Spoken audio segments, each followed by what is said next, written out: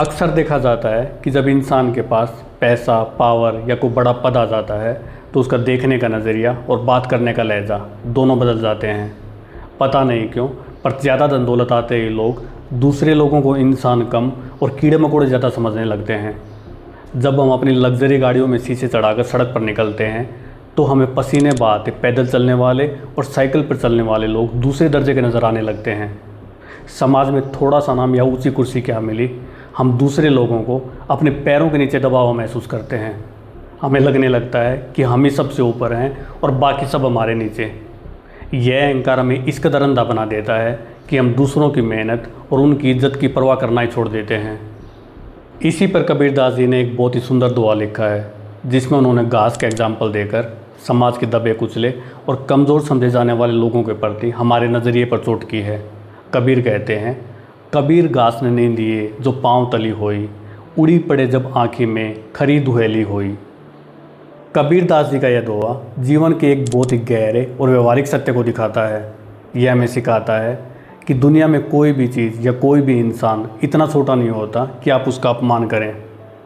आपने देखा होगा, हम अक्सर अपने रास्ते में आने वाली घास को पैरों तले कुचल देते हैं और सोचते हैं कि इसका वजूद ही क्या है।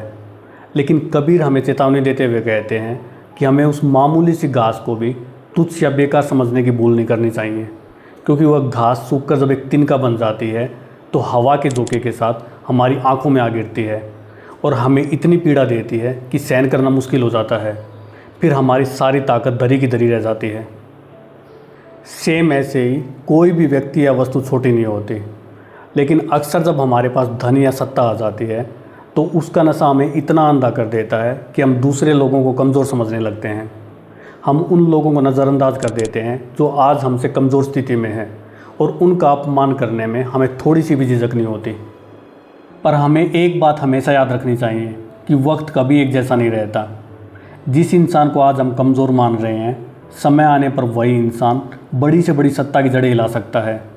समाज का हर वर्ग और हर जीव अपनी एक खास जगह रखता है और उसका अपना एक अलग महत्व होता है।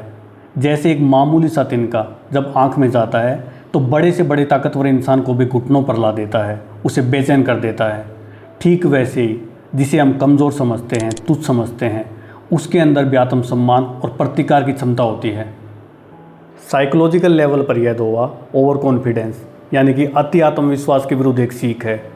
हम अक्सर छोटी छोटी समस्याओं को अनदेखा कर देते हैं, लेकिन जैसे एक विशाल हाथी को एक छोटी सी चींटी परेशान कर सकती है, वैसे एक अनदेखी समस्या हमारे लिए बहुत भारी साबित हो सकती है। कबीर का यह दुआ हमारे लिए एक जीवन दर्शन की तरह है। यह हमें सिखाता है कि ताकत या शक्ति का मतलब दूसरों को नीचा दिखाना या उन्हें दबाना बिल्कुल नहीं है। हकीकत तो यह है कि इस दुनिया में हर छोटी से छोटी चीज़ या इंसान की अपनी खासियत और अपनी एक अलग वैल्यू होती है। इसलिए शक्ति का सही इस्तेमाल दूसरों को अपने पैरों के नीचे कुचलने में नहीं, बल्कि सबके वजूद को स्वीकार करने में है। और सही मायनों में इंसान वही है जो अपनी ताकत का इस्तेमाल दूसरों को सहारा देने के लिए करे और हर किसी को सम्मान की नज़र से देखे, चाहे वो छोटा हो या बड़ा।